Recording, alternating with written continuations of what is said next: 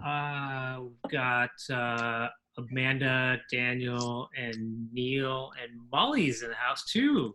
Look at that. Cool. Awesome. So I kind of kept this one a little bit quiet because it's the very first one that I did.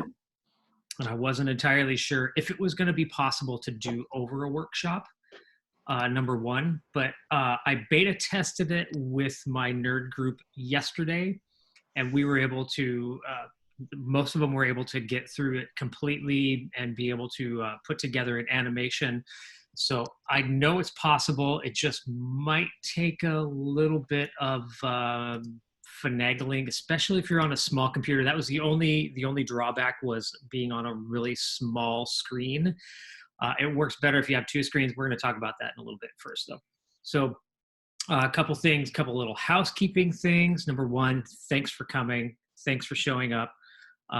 Thanks for joining me. I realized after I put this on Eventbrite, and I think I had somebody from across the country who doesn't live in Vancouver, Washington, sign up. I think his name is Neil. Is it Neil?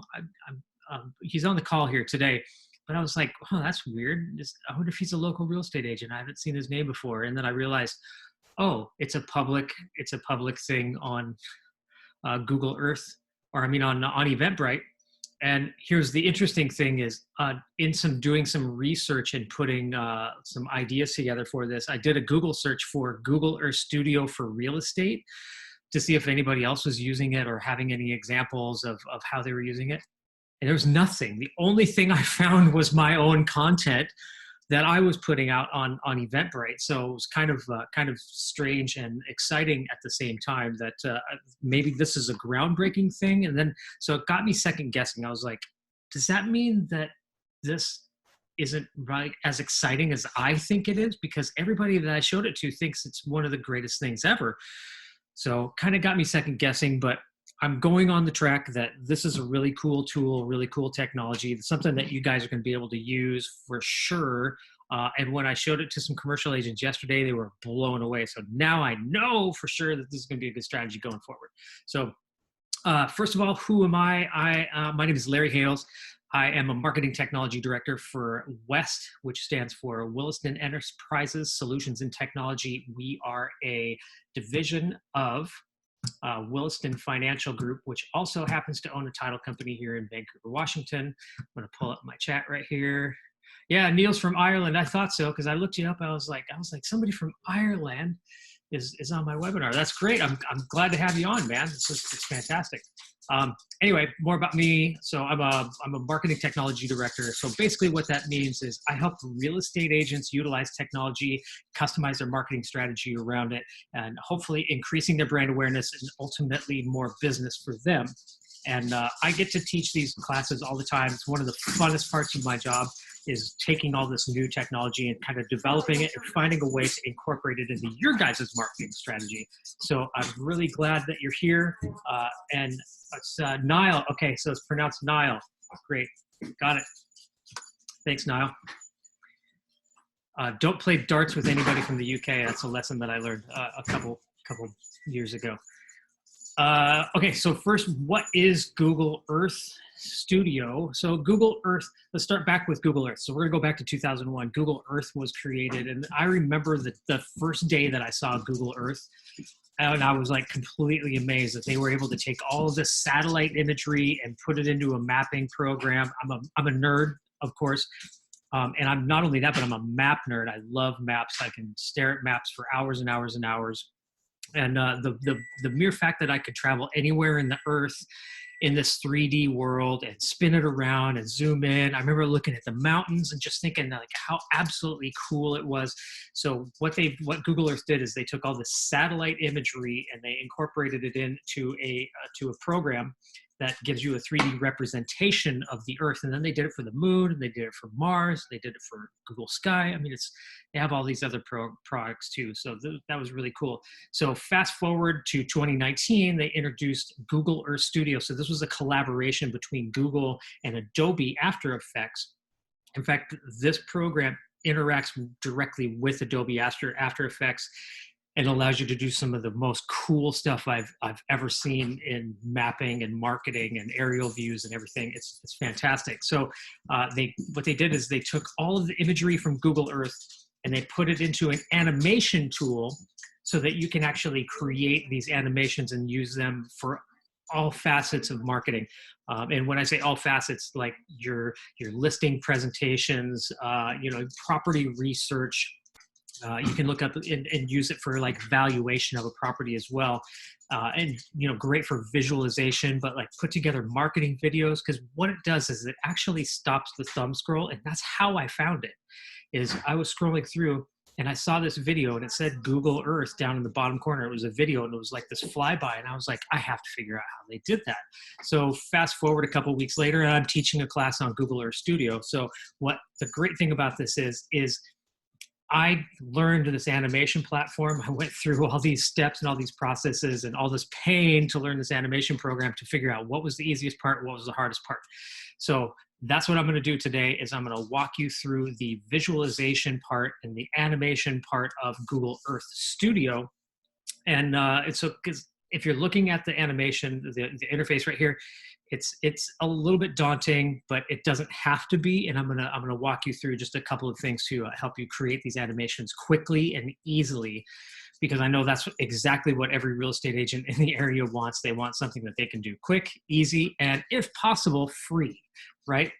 So quick note as well, all of the images used and the 3D images used by Google Earth Studio need to have the Google Earth attribution on it as well. So that's going to happen automatically when you go to export the animation and export the video. It's going to have that attribution down there in the bottom right. Now you can move the attribution anywhere you want around the outside edges of the animation. So, but here's what I'll tell you, and I know somebody who did this, and what they did is they actually cropped out that Google Earth animation on it and got a lot of flack for it because they didn't have the attribution on there. So if you're gonna do these, make sure it has the attribution on there as well. Oh, and also a quick note, I watched a video the other day on how they created all this 3D imagery and this 3D data.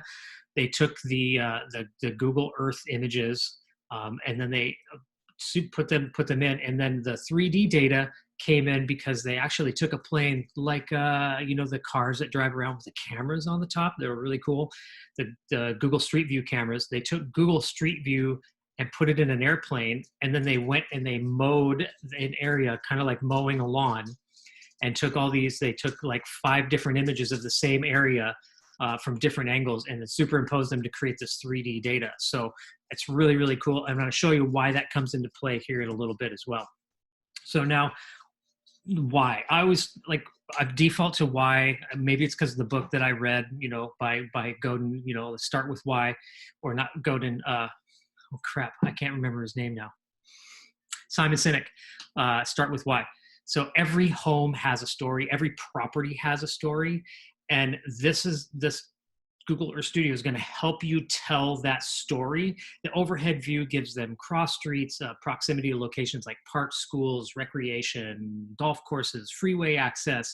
And that's that nice 30,000 foot view that you just can't get with a drone. And then it allows you to do a flyover, tells you proximity to other things, shopping centers, parks, those kinds of really things that people who are prospective buyers are going to look for in a property before they buy it. So, and it's attention grabbing. That's the main reason that we're here right now. The video that I saw grabbed my attention. I was like, I have to figure out how to do that. It stops the thumb scroll. I have a couple of ads running right now with these videos in it. I have a couple of agents locally who are beta testing it for me, and the views are off the hook. They're off the hook right now as far as like how well they're doing. So I love it. I think you're going to love it too. So we're going to get started with the actual demo and the workshop. Now, if you've already signed up for Google Earth Studio, great. I'm proud of you for that. If you haven't, you can go back. We're going to record this.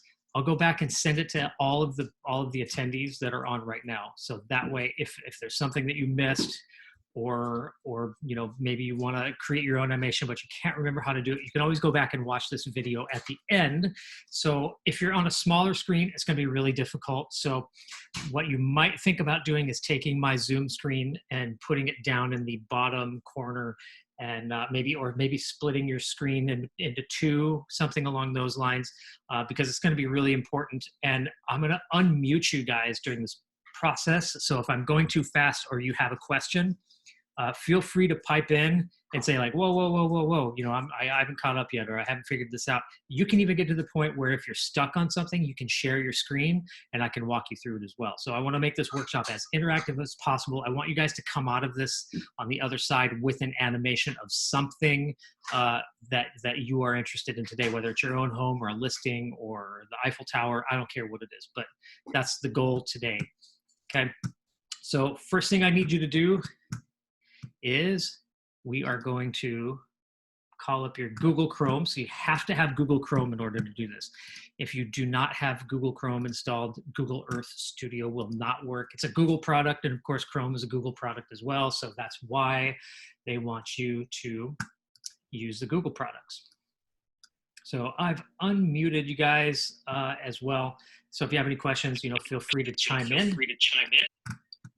All right. Launch Google Earth Studio.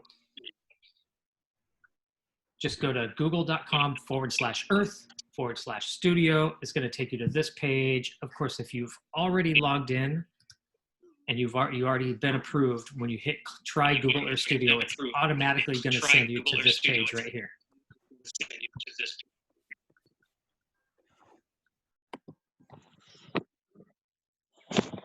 I wonder how long it takes to load the entire Earth. Just out of curiosity. It says loading Earth. My internet's really slow today for some reason. Are you on YouTube? Blame it on the kids. I'm always on YouTube. Working from home has its advantages, right? Okay, so we've got Earth loaded. We're ready to go. First thing is a little interface overview first. Blank project. If we hit blank project right now, it's going to take us to a blank project. We have to create the animation ourselves. If you've never created an animation, oh, yours is still waiting for approval, Leslie? Okay, I'll just walk through this. When yours is approved, you can come back and revisit this, or we can do a one-on-one, and Okay. and you How can long still. does it normally? How long does it normally take, Larry? To get You know approved? what? It used to take like 2 days. It took me like 2 or 3 days to get approved the first time. Okay. But I talked to somebody the other day, and he said that, you know, he put in an approval a week ago, and he was still waiting. So maybe there's some Okay. COVID stuff going on. I'm not entirely Okay, sure. got it. All right, perfect. Then yeah, I'll just watch along and Cool. take notes. It's like make sure it piques your curiosity. I'm sure it's going to pique your curiosity, by the way. So if you hit blank project right here, it's going to start with just a blank project, no pre-built animations. Now, if you've never done an animation before or not familiar with keyframes, it's really difficult. And I'm not going to lie. I spent hours and hours and hours trying to figure it out before I found quick starts and what the quick starts were. So here's what I'm going to do. I'm going to go to put this little pull down and go to quick starts. And watch this. So they have these pre-built animations. They have 5 of them pre-built for me. And the first one is Zoom 2, where it just starts off 30,000 foot, maybe that's way more than 30,000, way out like in space, and then coming down 2. The next one is orbit. So the orbit, what the orbit does is it just goes around in a circle, around, you know, it doesn't change elevation or anything. It just goes around in a complete circle. I think this one would be really, really cool if you just wanted a, you know, quick circle around a property and that's it. And you could even, if you timed it right, you could even make it a complete loop. So it just keeps going around in a circle forever and ever and ever in perpetuity. The point to point is pretty cool as well. What that does is it just shows you. So if you wanted to showcase like, hey, here's the dog park, and then we're going to fly to the listing, and then we're going to fly to the park, you know, type of thing. So it's just like flying from point to point to point. There's definitely a use in that one. But the 2 that I think are the most interesting for me are the spiral.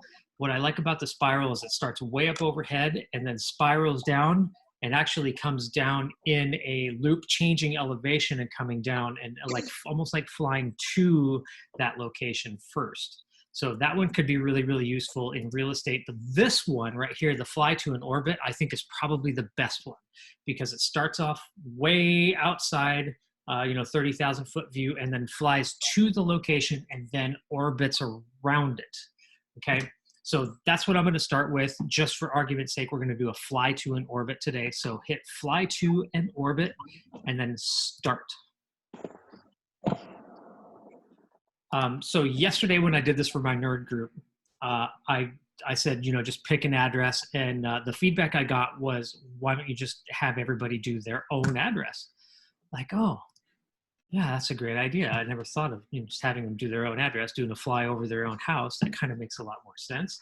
So that's what we're going to do. We're going to put in our address on this next screen. It's asking us for a point of interest. Now, here's what I'll tell you. Not all of the points of interest have the 3D data, the flyover, Google planes thing that they did. Not all of the areas have that 3D imagery yet. And some of it hasn't been updated in a couple years. So if you're looking on something that's new construction in a home that was just built like maybe within the last couple of years, when you fly to that location, you're not going to find a house. You're probably going to find an empty field. Okay. So there are some applications where this might not be quite as good as you think. So here's what we're going to do. We're going to put in, I'm going to put in this address right here. You can put in your home address or whatever address you want. And then actually, I'm going to use this address right here. Nope. We're going to use this one. This one's near a golf course. I kind of like this listing because it was right near a golf course. So it's going to find the place first, and it's going to point to it on a map. Now, if this is not the location that I want, I can always drag it around and say like, no, that's not the property. I wanted this one right here. I wanted this one right here. Okay. So you can move that around first. When you're done with that, we hit the green next arrow right here. So this one, it took me a while to figure out. This is the fly to an orbit, and the approach angle is the first thing that I look at, because our normal default is to go south to north. When we're looking at a map, we're always putting north first, right? So the approach angle on this one would be 90 degrees. And what that's going to do is when it starts out, it's going to approach from the south looking north. Okay. Now, if I go the opposite and I say 270, the approach angle is going to go from the north and head towards the south. Okay. So that's your approach angle. And I just defaulted to 90 degrees just for argument's sake. End altitude is what we're going to cover next. So the end altitude is when it's the orbit around the actual property, and the altitude that you want to orbit. Now it's going to default to, I think it's 298 meters, which is, I think, 1,000 feet, right around 1,000 feet. If you keep it there, you'll be happy. When you start messing around with this end altitude, what you'll notice is you're going to start getting into the way of some trees or some other buildings or maybe even some mountains. Okay. But feel free to play around with it. And as you can see, because the property that I'm trying to feature is behind the trees, you can't really see the property. So that's where the end altitude of 298 kind of stays nice and good, because it gives you a good, well done overview. Now the target altitude is where you start off at. So, and you can see it changes the horizon pitch on this one, up and down. I just leave this one default too. I try not to edit too many things and make it too, crazy. And then the orbit radius is the distance to the actual subject. How close are you going to get to the actual subject itself? So you can go in a little bit tighter, and you're going to notice, like right here, if I change the orbit radius, you see how that changes right here. Okay. So if you get too close, what you're going to do is you're not going to show the proximity to a whole bunch of other stuff around the outside, specifically if there's like shops, restaurants, gas stations, things like that. Okay. Now, as you can see, my target right here has changed a little bit. So watch this. If you start messing with these and the property that you want to look at is no longer in the field of view, I found a little trick. And here it is right here. I'm going to right click on this house. I can right click and say set camera target. Oh, I can't do that yet. Sorry. That's a little bit later. Sorry. I went too fast. Okay, so I have my animation set, my orbit radius, my approach angle, all that. I'm going to hit this green arrow and hit the next button. This is duration. So how long is my animation going to be? So this is key because if you're going to use it in a Facebook ad, it needs to be 15 seconds. You can't have it longer than 15 seconds if you're going to use it as a pre-roll Facebook ad. If it's just a regular ad on Facebook, it can be anywhere up to like a minute and a half, 2 minutes. You can do a 5-minute one if you wanted, but I think the standard animation that I've seen is about 30 seconds. So I'm going to hit 30 seconds. If it goes too fast, by the way, a 15-second one is going to go so fast it might make people dizzy. So just keep that in mind. A 15-second video would be good for just an orbit. If you're just orbiting around, a 15-second fly-in video or a spiral is probably going to make people fall on the ground if it's going too fast. So I'm going to use 30 seconds. I'm going to hit the good button or the checkbox, and it brings me to the animation screen itself, right? So I don't want you to look at this the first thing I did when I looked at this animation screen, I was like, oh God, this is going to be way too complicated. I don't think I can do this.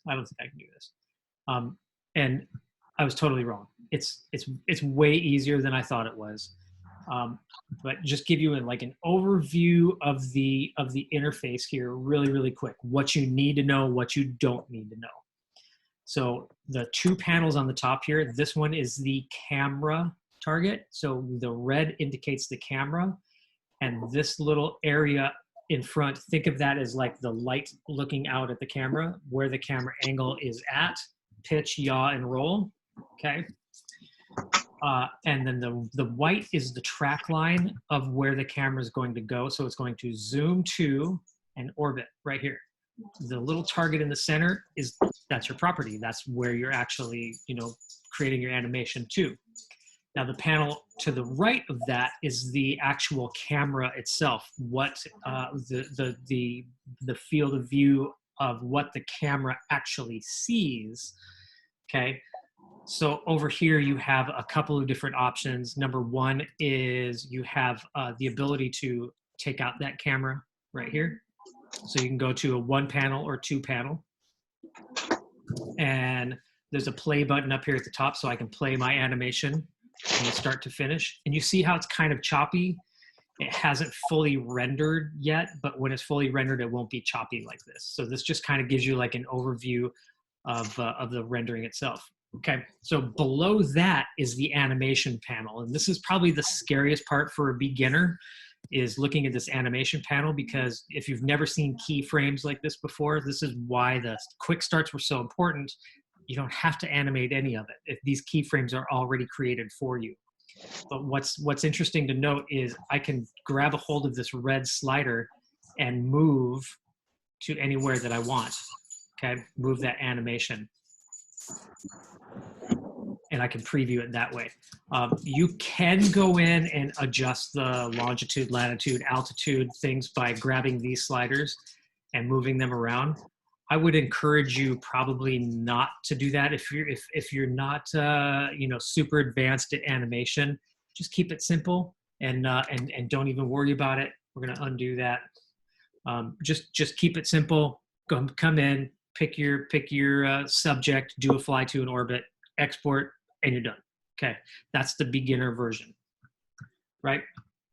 A little bit more on the menus up here at the top. You have the ability to save these animations as well. And when I say save, you can go in. What it does is it actually saves them to your Google Drive folder, is what I found out. So when you come back to Google Earth Studio, all of your previous animations, you can open up those previous animations as well, so long as you actually saved them. So you can use this and say like, this is my Bay Point Drive tour. I'm gonna save that project. It's saved to my Google Drive now. I can actually close this and come back to it later if I wanted to, or I can finish animating it, and if I wanted to tweak it later, I can come back and tweak it a little bit later. Okay, so that's the save.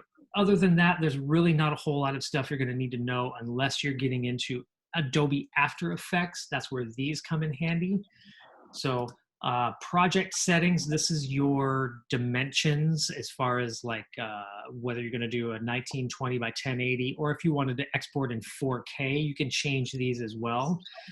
If your frame rates, hey, Niall, for you over there in the UK, I think you're at 24 frames per second. I'm not entirely sure, but over here in the States, we're at 30 frames per second. But this tells me my duration is 900 frames. So this is going to render 900 frames over 30 seconds. So that's 30 frames per second. Okay. So that is something that you can change in the preferences here. Not saying that you will, but just showing you that you have the ability to actually do it. The edit, there's nothing in here that you need to know other than undo, redo, maybe copy, paste. But under the view, there is some things you need to know under view. So this is the multi-view right here. And this is the same as this button down here in the right-hand corner. It just gives you the ability to take off the multi-view or turn it on. Guides, I haven't really figured out how the guides work yet, other than, you know, showing this little crosshair in the center. I haven't really figured out what the guides do, so nothing there. Preview quality, yeah, I keep mine on high.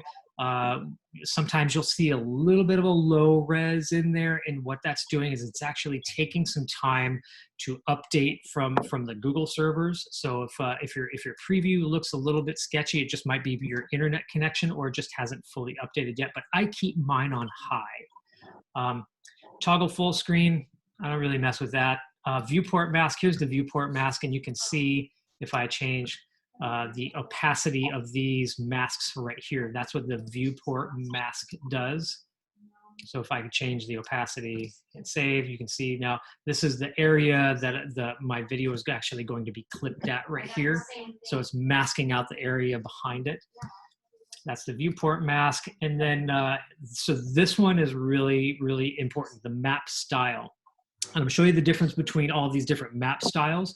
If your map style is on clean, watch that. All the labels are gone. There's nothing. So no street names, no businesses, no landmarks, no nothing. So it's just basically a blank map. Boring, boring.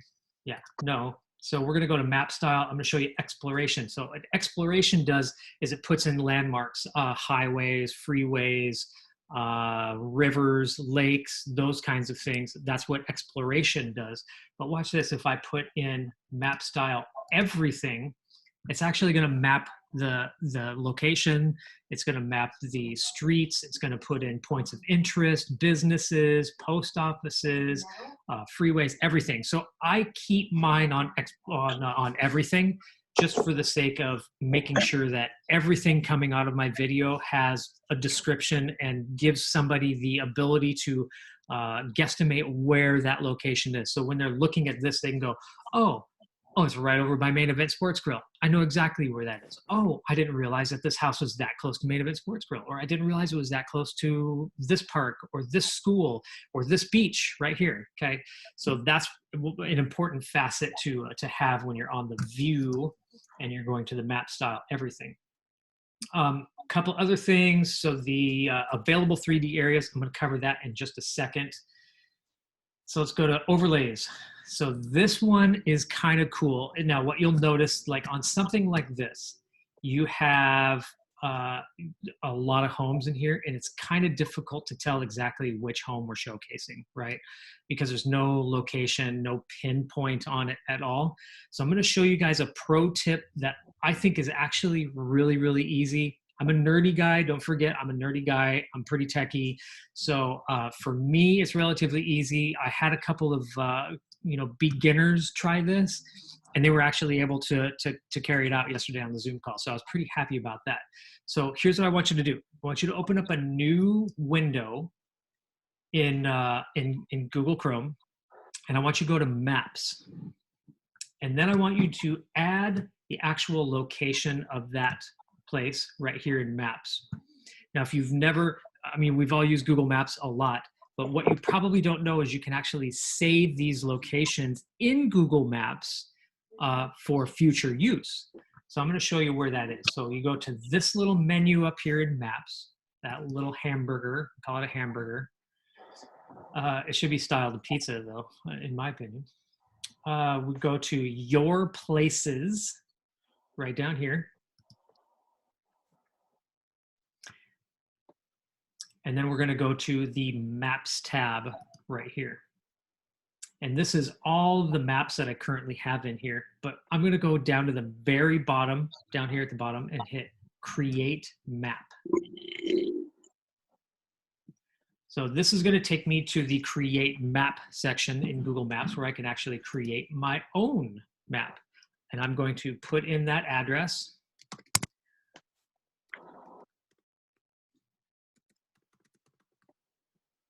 Bay Point Drive. Okay, so you see I have a green icon right here. I'm going to add that to a map.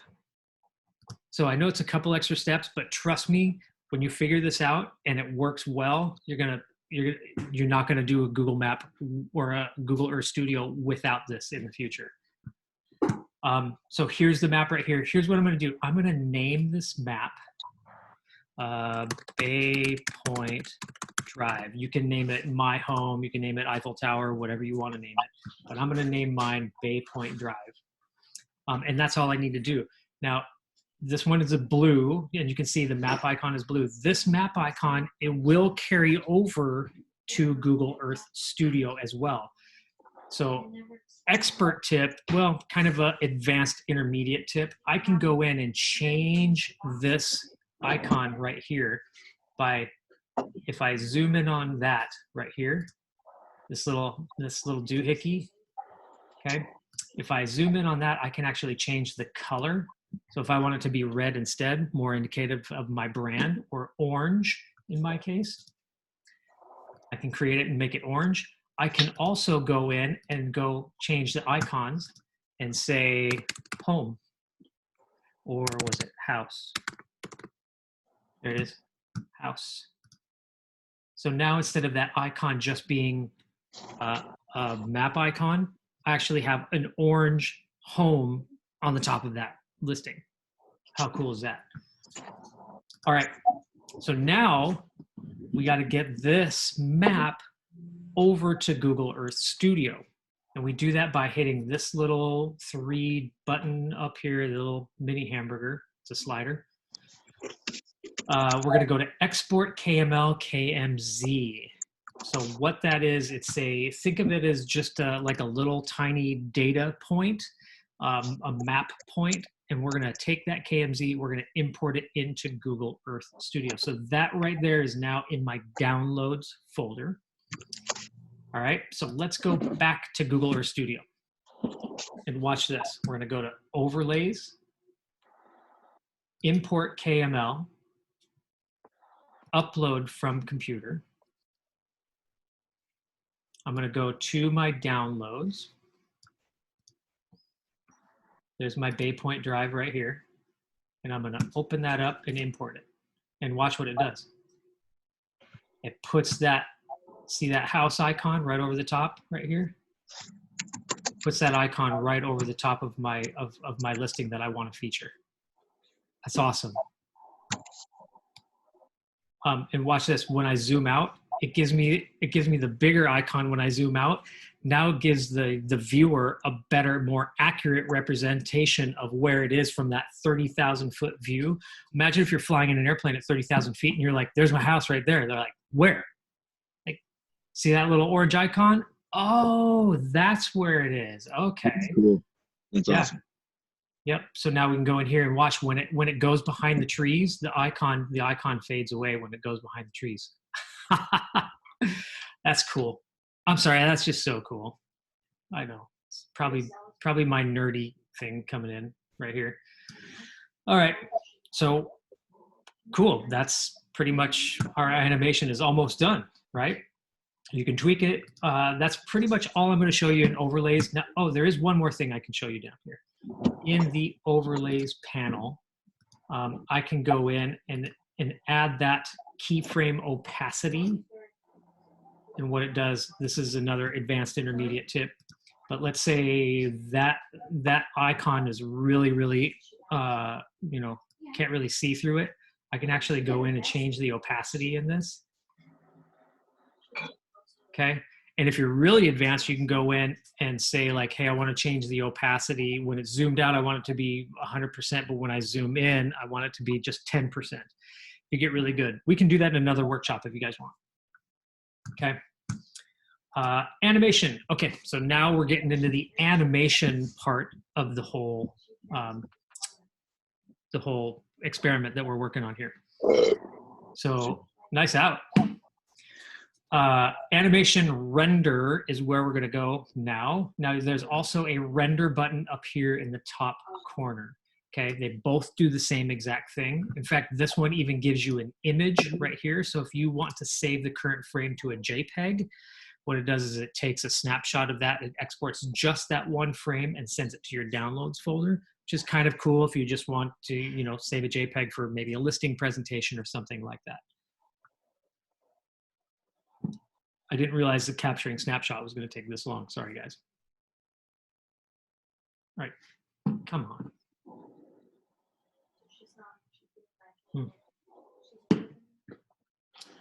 Do I let it go or do I cancel it? I'm canceling it.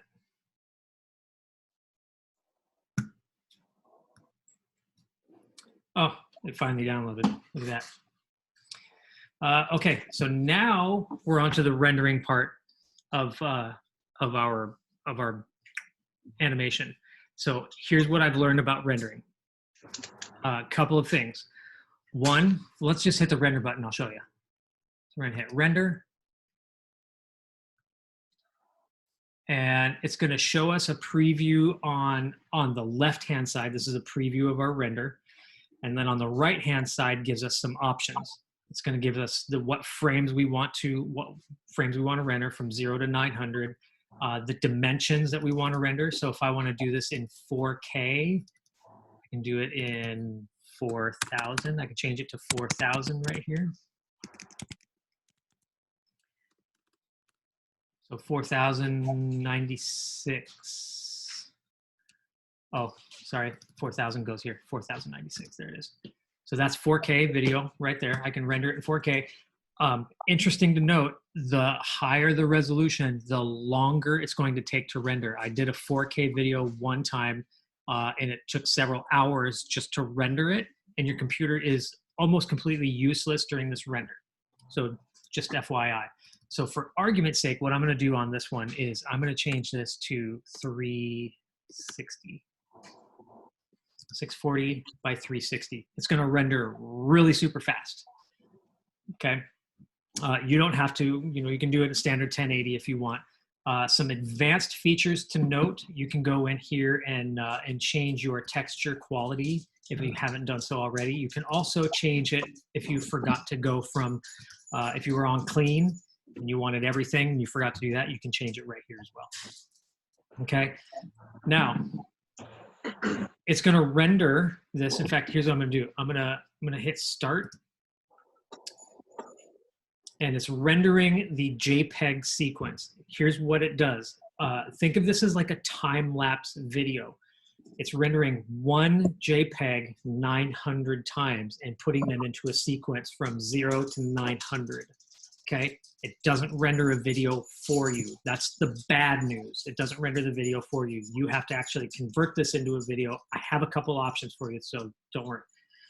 Now, while this is rendering, you'll notice, watch, if I go off of this and I go like, hey, I'm gonna go check my Facebook feed and, you know, see if anybody's got anything going on over here in my Facebook. and I think it's rendering in the background. Guess what? It's not. You can't. You can't do, pretty much you can't do anything else in Chrome until this is done rendering. I made that mistake several times before I figured out, like, oh yeah, I can't do anything else while this is rendering. So I'm going to hit continue rendering, and you can see down at the bottom there's a little slider.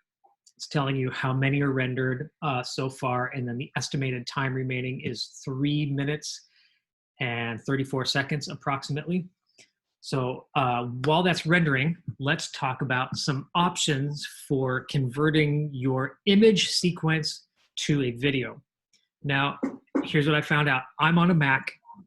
I love my Mac. I own nothing but Macs in my entire house. I don't even own a PC anymore. So for me, it was really, really easy. I have, on my Mac, I have QuickTime Player. And QuickTime Player gives you the ability to take these image sequence and convert them into a video really, really easy. It's not quite as easy on a PC though.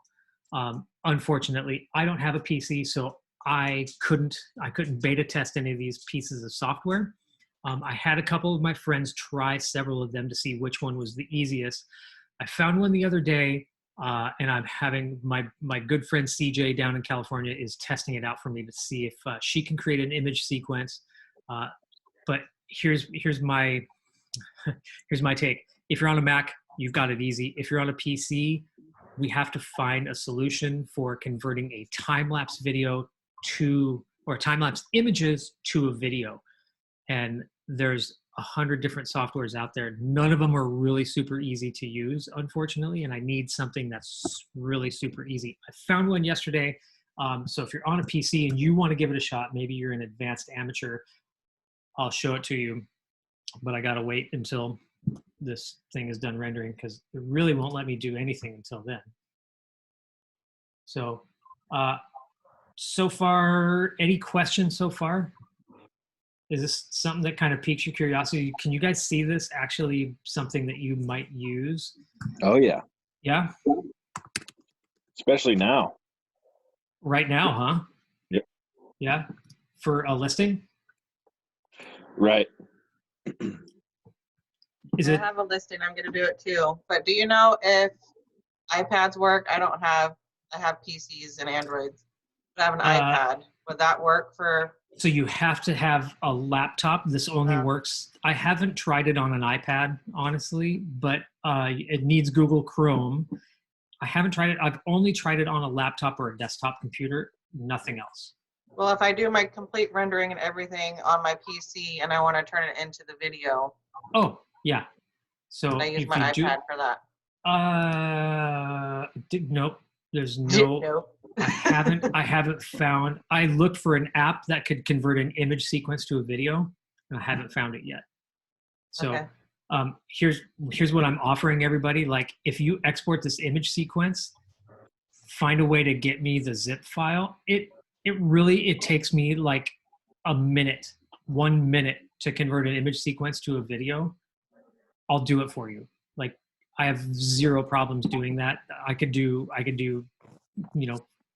30 of them in an hour if I needed to.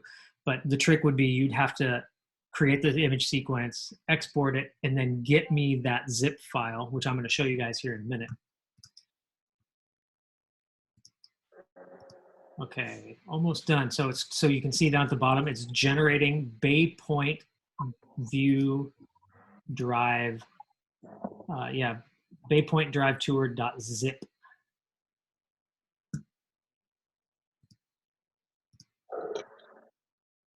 And it's almost done.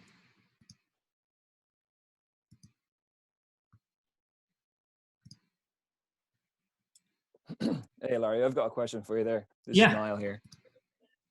I've been making a few of these now, and I render all of my videos in After Effects afterwards. Yep, I love After Oh. Effects. It's great, isn't it? Yeah, it's really wonderful. But what I've been doing is I do the usual zoom in and orbit video. But what I do is I create 3D text, and I sort of like align it with one of the nearby streets. Yeah. And within a text, I tend to put like 2-bedroom, corner lot, maybe the price of the thing. Is there, if it was to have 4 or 5 different lines of this 3D text beside a listing on the video, what would be the ideal details to put on those? If some space is going to be limited, what are the most hard hit? What do customers want to see? Yeah, I think more than anything, the address, number one. Even if it's an abbreviated address, like just the first portion of it, I think it's a great opportunity to put your brand on there too. Maybe even, you know, float your logo over the top of it in After Effects. You know, this, and honestly, that would really be it. If you had a single property website of where somebody could, you know, maybe click on something. The problem is it's a video, so you can't really put a call to action on it. But you might be able to, you know, throw your phone number over the top of it. Okay. But the odds of somebody seeing that video and calling your phone number from it are pretty slim. Okay. So I think, you know, just the address and maybe your branding over the top of it would probably be more than sufficient. Yeah. Done. What about price? A price, yeah, or price. That would probably be a really good one too. Okay. Great. Thanks. Yeah, you bet. Okay, so my image is rendered and it's down here. It's in this Bay Point Drive tour.zip. Okay, so here's what I'm gonna do. I'm gonna share my Finder screen with you. Hang on just a second. New share. Finder. So here's the zip file. Now, if you're sending this to somebody to have them render the video, i.e. me, you have to find a way to get this zip file to me in order to do that. But here's what I'm gonna do. I'm gonna open that Bay Point Drive tour up. It's gonna unzip it and put it into a folder all by itself. So you're gonna see Bay Point Drive tour folder. And in the folder is the footage. So this is where we want to focus right here. This is the footage folder. And it has all of the JPEGs from 0 to 900 in there. And they're all independent. And I can look at any of them. I can use one. I can use, you know, as many of them as I want. So, but my goal is to turn these in from an image sequence to a video. Now I have a Mac. So here's what I'm going to do. I'm going to open up QuickTime Player, and let's. I'm going to share QuickTime Player here. Just a second. My mouse is doing some weird things today, guys. It doesn't allow for double display. Desktop 2. Here we go. So I'm in QuickTime Player. I go up. I say new open image sequence. And I go right to Google Earth Studio. Nope, I'm gonna go to downloads and go to Bay Point Drive Studio. Bay Point Drive tour, footage. Here's all my JPEGs from 0 to 900. I do a select all, and I select all of these JPEGs in here. I'm gonna make sure they're all selected.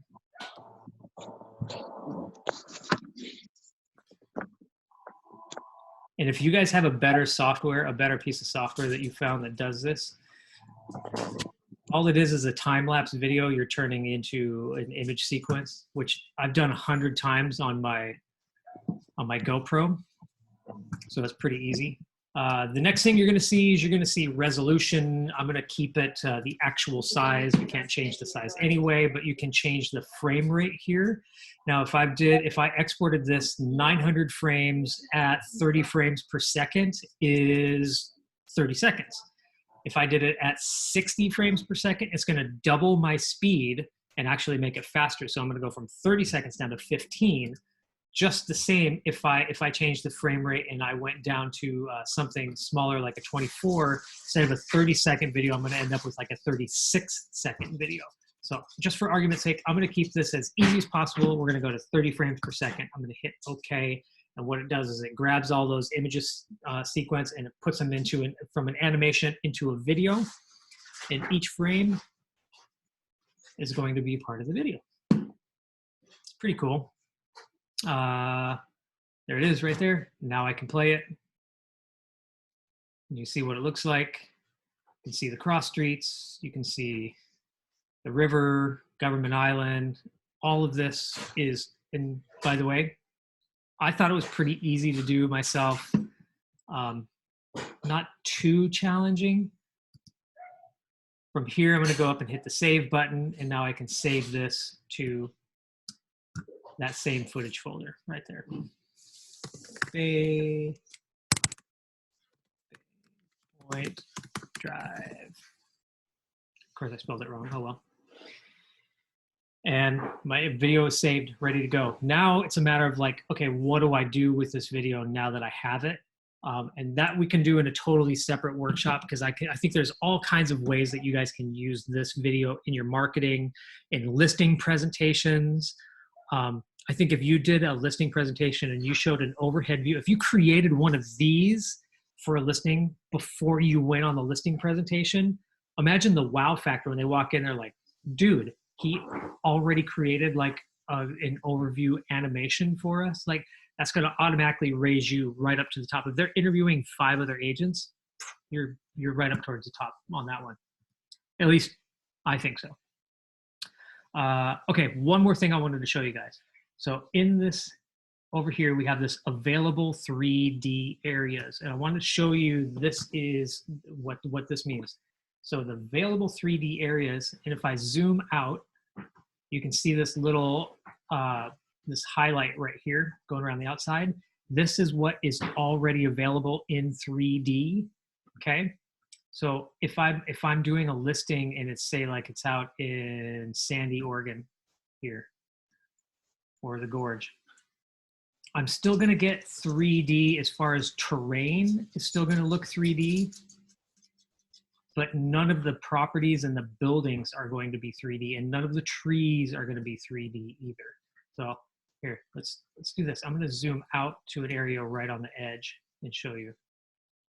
So here's Washougal. Where's my 3? There it is.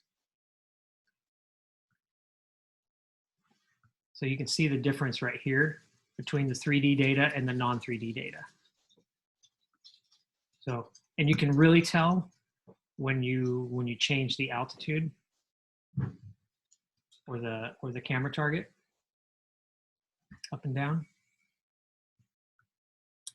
Where is it? There it is. Come on.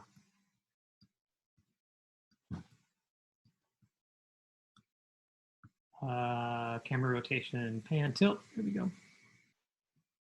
So that's where you can really tell what the difference is. I mean, there's a huge difference right there. So if you're, and again, if you're in a rural area, or, you know, like I had somebody yesterday on the call say, hey, I had my backyard remodeled, you know, 2 years ago or 2.5 years ago, and the imagery that's in here isn't indicative of what's in my backyard. So there are some inconsistencies with it. I can't tell you how often the data is updated, but I will tell you that it's within the last couple of years that the data is currently in there. I would imagine it takes a long time to do a 3D flyover of an area. So anyway, questions, comments, feedback. Was that easier than you thought, harder than you thought, or just like, yeah, cinch, piece of cake, ready to go? Yeah, Larry, I've got another question there. Yeah. What was the software you used to render? Was it QuickTime? QuickTime Player, yeah. Player, okay. Do you know, is there an equivalent for that on PC? On PC, so here's what I found yesterday, or 2 days ago. I found this 2 days ago. It's in the Microsoft Store. It's called Time Lapse Creator. Okay. I've had 2 people test it out. Both of them were able to get it installed, no problem. Yeah. One of them, she was like, I'm having trouble adding the video. I'm like, no, you got to add the photos, not the videos. So I haven't heard back from her yet. I think she's been on a Zoom call today. So I was hoping to have that done today. I think this is probably the fastest and easiest one so far. Yeah. Yeah, it's definitely a lot faster than After Effects. After Effects is great, but it's time consuming. But like what you did that was no time at all. Yeah. Have you done any of the 3D stuff in After Effects yet? Yeah, a Where lot you of it. mapped it to the camera angle and had it like floating, and you can do like Yeah. you can have like images bouncing on the top, and Yeah. There's a guy who on YouTube called Boone Loves Video, yeah, and I watched the same he one. saw that. Yeah. And Yeah. so I followed a lot of his stuff, but I haven't done what you've done earlier, where you make the map in my maps earlier, and then you put the icon in. So I might start doing that. Originally, I thought as well that that the overlay should be clean, but I'm not in real estate. Okay. But it's good hearing from a real estate agent such as yourself, that this is what the client wants to see Yeah, in a more detailed one. it is. That's kind of why people are looking at areas, where they want to live, like proximity to beaches, recreation, golf courses, shops, studios, or maybe they want the isolation, and they want that 40-acre parcel out in the middle of nowhere. That now you can use that. So I took it one step further with After Effects as well, and created an actual border of a property, and put that in the 3D on a 2D level so that they could actually see where the property was bordered. That's really cool too. I think if somebody created a business saying like, hey, and I saw a couple people on Fiverr that'll do this for you too, by the way, a business where they would just say like, hey, I'll create these 3D animation tours with you with, your logo and images and rendering. And it's, I'll do it for, $25-$30, whatever. You'd probably get a lot of real estate agents that don't want to learn how to do this. That'd just be like, yeah, I'd pay somebody else to do it for me if it was easy. So there might be a marketing opportunity for you there, Niall. Yeah. Thank you. Yeah. Anybody else? So After Effects is something that you can add like your logo and writing over top. Is that an overlay? Yeah. So, Essentially? yep. Okay. I'll show you what After Effects does. Let me see. I've got one in here. I know I've got one in here somewhere. Bear with me. Da-da-da. There it is. Try this one. So this is After Effects. You have the ability to put these like 3D words on. You could incorporate your logo over the top of it. You can change out this. Now this was not in an area that has 3D because it's up in La Center, but I thought it was still pretty cool. You can put an overlay and say like, this is La Center High School right here. You can put like, there's a trailhead right here. You could actually put that there's a trail system in these woods, just giving somebody like the overview. So that's what After Effects gives you the ability to do, but it's not at all user friendly. In fact, it's After Effects was kind of challenging. Niall can probably agree as well. Yeah. It's not particularly user friendly. Yeah, Larry's right. Like, there's a big learning curve to it, but it is very powerful at the same time. Yep. So you edit each individual frame before you upload it to the video? Nope. Actually, so what it does is it renders a script with the footage, and you import that script into After Effects, and then you have the ability to render and animate anything you want from there. Okay. Yep. Yeah, that's way advanced though. Almost too advanced for me even. Yeah. I love it. I think it's a fantastic tool. I think there's so many other ramifications where you could use this tool. It's mind-boggling. So cool. Well, if nobody else has any questions, I'm gonna cut it right there. Niall, thanks for joining us from the UK, man. Yeah, of course. I've got one more quick question for you there, Larry. Absolutely. You mentioned so it's 30 FPS in the States, and then I guess 20. You mentioned something about being 24 FPS in Ireland and the UK. Is that a standard, or what's the story with that? I'm not sure. I think it has to do with the NTFS format, video format versus PAL. Right. Okay. But I read somewhere, and I think it was on another website, that the frame rate in the United States was different than the frame rate over in the UK or in Europe. Okay, I'll look into that. Yeah. So cool. Well, thanks guys. Thanks for joining me. That was fun. Thanks, Dave. And if you guys have any questions, you have my contact info. You signed up for this too. So I'm going to send you guys a replay of this. I'm going to actually stop recording right now so you